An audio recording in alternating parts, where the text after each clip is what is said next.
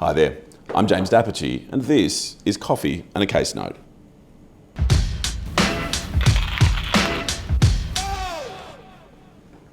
Team, today we are going to talk about an application that a company makes to the court to try to unwind the issuing of some shares. That might sound a bit clumsy, but don't worry, we're going to walk through it.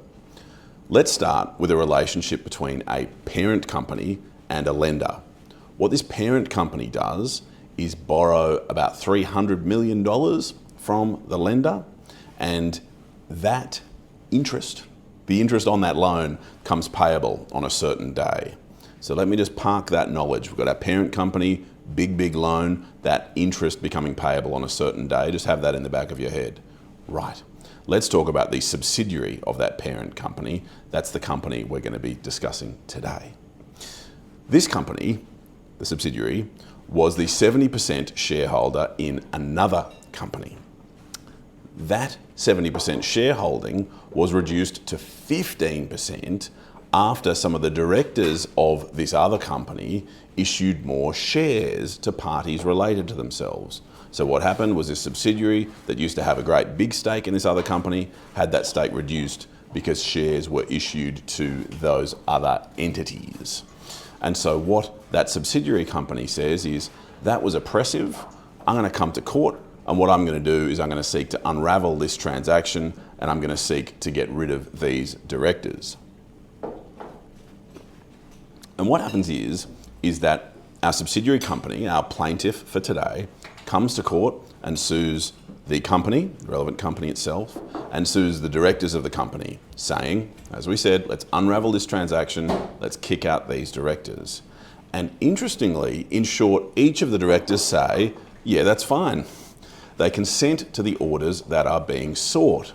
And in relation to most of our directors, actually the day before the final hearing, they stop instructing lawyers, and so there are no lawyers there at the final hearing of this matter.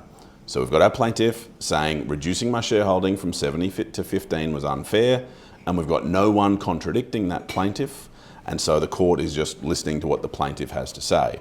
So the plaintiff has to go ahead and prove their case. Now, in short, the plaintiff succeeds. The plaintiff is able to argue that this resolution to issue all these new shares that diluted the plaintiff's shareholding in circumstances where the company didn't even get any money for those shares was oppressive. And so, tick, the court says, yes, that's fine, we're going to unravel that transaction. The next question, are we going to fire the directors? The court says, well, that's a bit of a rare step, that's a bit of an extreme step, but in this case, it is the appropriate step to take. And the reason it's the appropriate step to take is in part because all four of them consented to it happening earlier in the proceedings. And then secondly, we're going to come back to this lender and parent company relationship in the background. Because of how it would be perceived in the marketplace, it would probably be better and neater for the directors to be kicked out by court order rather than kicked out by resolution of the majority shareholder, right, our subsidiary over here. So our subsidiary, our plaintiff for today, wins and unravels that transaction that diluted its shareholding. Now, why did all this come to be? Can I take you back to our parent company and our lender? And do you remember that this dilution, this share issue, happened at around the same time that interest was due on this loan up here?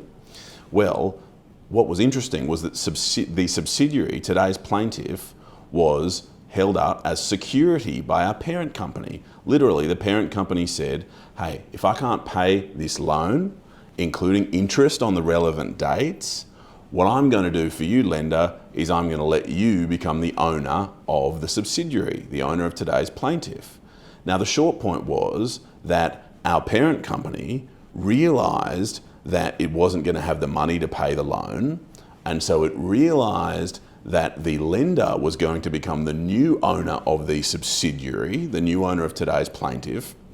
And so, because it had some directors in common, it tried to reduce the subsidiary's power to influence other entities in the group by diluting the shareholdings. So what it tried to do was essentially reduce the power of our company today from doing stuff by rendering it a minority shareholder in this other entity. But as we found today, on the application of that company itself, the dilution transaction was unravelled, the directors were kicked out, and it is free to march on, and the lender is now the owner of that company pursuant to the loan agreement entered into with the parent company.